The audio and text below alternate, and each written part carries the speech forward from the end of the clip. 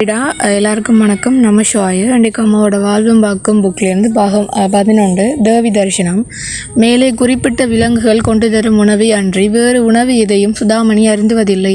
குப்பையில் கிடக்கும் உபயோகித்த தேயிலை தோல், மண், கண்ணாடி துண்டுகள் போன்றவற்றையும் அவர் சாப்பிட்டதுண்டு.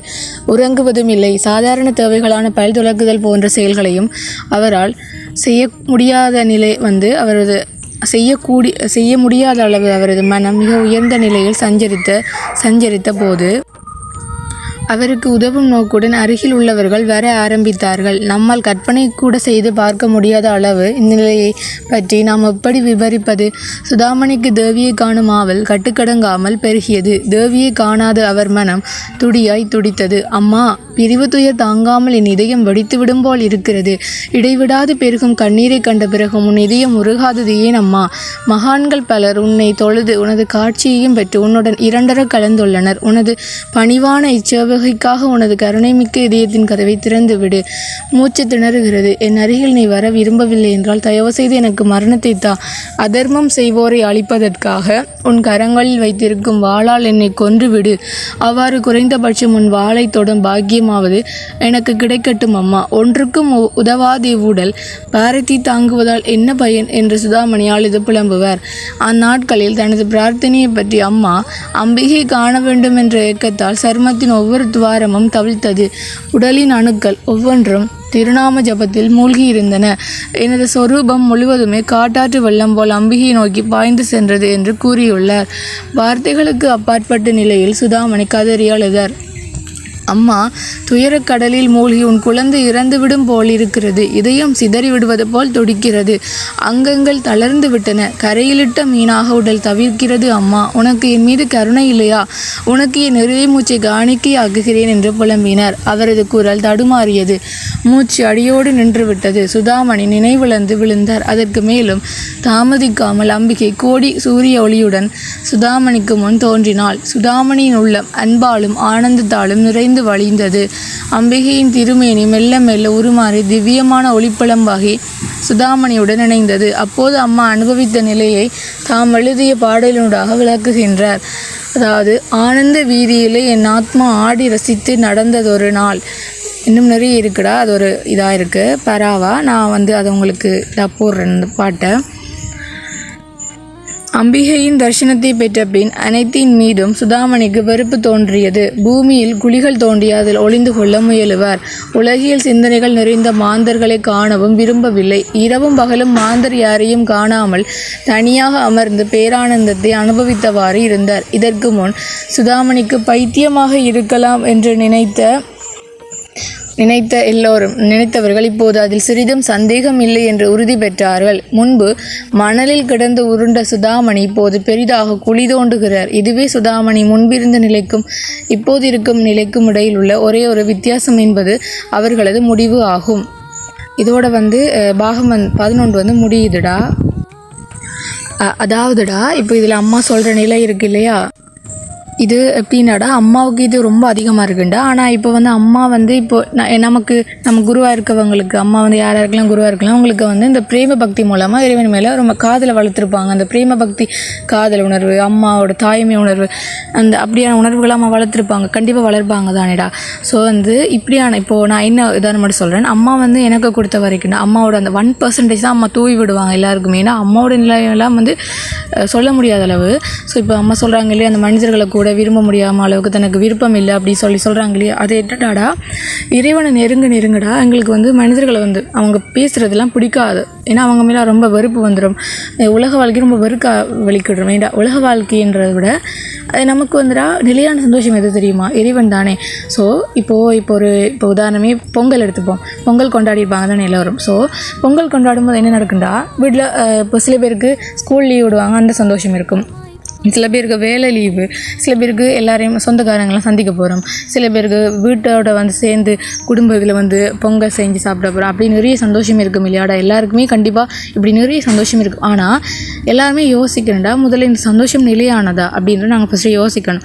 அந்த டைம் அந்த பொங்கல் கொண்டாடுவீங்க இல்லையா, அந்த பொங்கலுக்கு முதல்ல அந்த உடுப்படுகிற அந்த சந்தோஷத்தோட அந்த பொங்கல் கொண்டாடி முடியும் அந்த சந்தோஷம் போயிருண்டா. ஆனால் இறைவன்கிட்ட நீங்கள் அனுபவிக்கிற சந்தோஷம் இருக்கு இல்லையா, இறைவன் கூட சேர்ந்து செய்யும்போது போது அந்த சந்தோஷம் நிலையாக இருக்கும்டா. ஏன்னா அந்த மெமரிஸ் இல்லையா, அந்த இறைவன் கூட அனுபவிக்கிற ஆனந்தம் வந்து எப்போவுமே நிலையாக இருக்கும், அது அழியாதுடா. இப்போது மேபி சில பேர் வந்து இப்போ இறைவனோட சேர்ந்து பொங்கல் பண்ணியிருப்பாங்க எப்படின்றாடா, இறைவன் இருக்க மாதிரியே. ஸோ கண்டிப்பாக அந்த இடத்துல இறைவன் இருந்து அவரும் பொங்கல் தான் வச்சுருப்பார். ஏன்னா நாங்கள் நினைக்கிறது அந்த இடத்துல இந்த மனசு நினைக்கிறது இல்லையா, அப்போது இறைவன் அந்த இடத்துக்கு வந்துடுவாரா, கண்டிப்பாக வந்துடுவார், 100% வந்துடுவார். அதாண்டா இறைவன் வந்து எங்கே இருந்தாலும் இறைவனை நினைச்சிக்கிட்டே செய்யணும்னா அதுக்கு தான் சொல்கிறது. ஸோ அப்படி செஞ்சவங்களுக்கு வந்து கண்டிப்பாக அது ரொம்ப சந்தோஷமாக இருக்கும். ஸோ வந்து அப்படி பொங்கல் கொண்டாடினவங்களுக்கு, இறைவன் கூட சேர்ந்து பொங்கல் கொண்டாடினவங்களுக்கு. ஓகே, அதனால் உலக வாழ்க்கைன்ற வந்து விட்டுட்டு வர சொல்லலை, உலக வாழ்க்கையிலையும் வந்து இறைவன் கூட என்ஜாய் பண்ண சொல்லி தான் அம்மா சொல்லி கொடுக்குறாங்க. இப்போ தூங்கும்போது கூட இறைவனை கட்டி பிடிச்சிட்டு தூங்குற மாதிரி அப்படி இறைவன் கூட தான் உலக வாழ்க்கையை வாழணும்னு சொல்லி அம்மா சொல்லி கொடுக்குறாங்களே தவிர்த்து இப்போ உலக வாழ்க்கையை விட்டுட்டு இறைவனை மட்டும் பிடிங்கன்னு சொல்லி அம்மா சொல்லலடா. ஏன்னா இறைவன் எல்லாருக்குமே ஒரு கடமை கொடுத்து வச்சுருக்காரு. ஏண்டா இப்போ அந்த கடமை இருக்கு இல்லையா, அந்த கடமை தான் நம்மளுடைய தர்மம். ஸோ வந்து நம்ம கடமையும் சரியாக செய்யணும், ஆனால் பலனை எதிர்பார்க்காம இறைவன் மட்டும்தான் எனக்கு வேணுன்ற ஒரு மைண்ட் செட்டில் இருக்கணும் தான் அம்மா சொல்லுவாங்க அடிக்கடி. ஓகே, அதனால தாண்டா இப்போ மனுஷங்களை நமக்கு பிடிக்காது அப்படின்னு சொல்கிறாங்க. ஏன்னா இப்போ நாங்கள் வந்து இறைவனை பற்றி அதிகமாக கதைக்கிறேன்னு ஆசைப்படுவோம், ஆனால் அவங்க வந்து அப்படி இல்லை, அவங்க வந்து உலக வாழ்க்கையை பற்றி அதிகமாக கதைக்கிறதுல இன்ட்ரெஸ்ட் காட்டுவாங்க. இப்போ நீங்கள் எங்கேயாவது போகிறீங்கடா, இறைவன் மேலே ரொம்ப அன்பு, ஏன்னா அம்மா கொடுத்துருப்பாங்க இல்லையா, அம்மா போட்டிருப்பாங்க அந்த ஃபீலிங்ஸ் எல்லாத்தையும். ஸோ அந்த நிலைமையில் நீங்கள் இருக்கும்போதுடா, இப்போ உங்களுக்கு வந்து ஒருத்தங்களை பார்க்குறீங்க, ஏற்கனவே நீங்கள் பார்த்து பழகின ஒருத்தங்களை பார்க்குறீங்க, அவங்க உலக வாழ்க்கையை பற்றி கதைக்கும் போது உங்களுக்கு கண்டிப்பாக வெறுப்பு வரும். ஏண்டா நீங்கள் ஒரு நிலையில் இருப்பீங்க, அவங்க வேறு ஒரு இதில் இருப்பாங்க. ஸோ வந்து அந்த இடத்துல வெறுப்பு வரும். ஆனால் அம்மா சொல்கிறாங்க கண்டிப்பாக அந்த நிலையை கடந்து நாங்கள் வரணும். ஏன்னா அம்மாவும் இந்த நிலையை கடந்து தான் இப்போ இப்படி இருக்காங்க. இப்போ எப்படின்னா அது அம்மா கொண்டு வந்துருவாங்களா, யாரும் கவலைப்பட தேவையில்ல. இப்போ எதுக்கு சொல்லனா உங்களுக்கு தெரியணும்ன்றிருக்கா, நமக்கு வெறுப்பு வரும். பட் அம்மா என்ன சொல்கிறாங்கன்னா, யாரையும் அந்த டைமில் நாங்கள் வெறுத்துடக்கூடாது அப்படின்னு சொல்கிறாங்க. கதைக்காமல் இருக்கிறது ஒரு விஷயம், பட் நாங்கள் இப்போ வந்து வெறுத்துடக்கூடாது, யாரையுமே வெறுத்துடக்கூடாது அப்படின்னு சொல்லுவாங்க. ஏன்னா அந்த நிலைமையை கடந்து நாங்கள் எல்லாரையுமே வந்து இறைவனாக காணணும், அந்த அன்பில் வந்து நாங்கள் அன்பாக வந்து எல்லாருக்கூடையும் நடந்துக்கணும்னு தான் அம்மா அடிக்கடி சொல்லுவாங்க. ஸோ ஓகே, நிறைய பேருக்கு இறைவன் மேலே ஃபீலிங்ஸ் அதிகமாக சுற்றி இருக்கவங்க மனுஷங்க கதைக்கிற கதைகள் இதெல்லாமே வெறுத்து போயிடும். ஏன்னா இதில் நிலையிலான்னு தெரிஞ்சிருச்சு இல்லையா. ஸோ நிலையானது நம்மளுக்கு ஆட்டோமேட்டிக்காக பிடிக்க வலிக்கிட்டுரும். ஓகே, அந்த நிலைமைக்கு அம்மா கொண்டு வந்துடுவாங்கடா நம்ம எல்லாரையுமே. ஸோ யாருமே கவலைப்படாதீங்க. ஓகே, மனுஷங்கள் வெறுக்காதீங்க, மனுஷங்க கூட அன்பாருங்க. பட் கதைக்க வேண்டிய அவசியம் இல்லை, யாரு கூடயும் தேடி போய் கதைக்கணும்னு அம்மா சொல்லலடா. உங்கள் கிட்ட வரவங்க கிட்ட அன்பாகாதீங்க அப்படின்னு அம்மா சொல்லுவாங்க அடிக்கடி. ஓகே, இப்போ நீங்களாக தேடி போயிட்டு வலிஞ்சு கதைக்கணும்லாம் இல்லைடா. அப்படி கதைச்சிங்கன்னா உங்களை ஏறி விலகிட்டு போயிடுவாங்க. ஸோ எப்போவுமே வந்து மனசில் குழந்தைத்தனமாகவும் வெளியில் வந்து சிங்கம் மாதிரி இருக்கணும் தான் அம்மா அடிக்கடி சொல்லுவாங்க. ஏன்னா கண்டிப்பாக ஒரு பணிவு இருக்கணும் எல்லாருக்குமே. அதுக்காக எல்லாருக்கிட்டையும் பணிஞ்சு, இப்போது முகத்தில் நீங்கள் எதுவுமே தெரியாண்டு பணிஞ்சு போயிட்டீங்கன்னா உங்களுக்கு எதுவும் தெரியாதுன்னு சொல்லிட்டு போயிடுவாங்க. ஆனால் இப்போ நீங்கள் முகத்தில் வந்து சிங்கம் மாதிரி மனசில் வந்து இரக்கமாக அன்பாக ஒரு குழந்தை மாதிரி நடந்துக்கிட்டால் அதான் இருக்குன்னு அம்மா சொல்கிறாங்க அடிக்கடி. ஓகே, எல்லாருமே வந்து மனசில் வந்து குழந்தையாகவும் வெளியில் சிங்கம் மாதிரி நடந்து எல்லாருக்கூடையும் அன்பாக இருங்க, யாரையும் வெறுத்துறாதீங்க, யாருக்கூடையும் தேவையில்லாமல் அதிகமாக பேசாதீங்க. தேவைண்டா அதையும் இறைவன் கூட இப்போது இறைவனை மனசில் நிலைநிறுத்தி அவங்க கூட கதைக்கிற மாதிரி கதைச்சிக்கோங்க. ஏன்னா அதிகமாக பேசினாலும் சக்தி விரயமாகும்னு அம்மா சொல்லுவாங்க. ஏன்னா இதெல்லாம் ஸ்டார்டிங் ஸ்டேஜ் இல்லையா. ஸோ அந்த அதிகமாக பேசக்கூடாது, யாருக்கூடையும் குறை பேசக்கூடாது. எதுனாலும் குறை பேசுகிறதா இருந்தாலும் இறைவன்கிட்ட போய் சொல்லணுமான்னு சொல்லி அம்மா அடிக்கடி சொல்லுவாங்க. ஏண்டா இப்போ இறைவன்கிட்ட சொல்லும் போது நடக்குண்டாடா நமக்கு அது இப்போ ஒரு என்ன சொல்கிறது, அது கர்மாவாக சேவாகாது. இப்போ மனுஷங்கிட்ட குறை சொன்னீங்கன்னா அது கர்மாடா.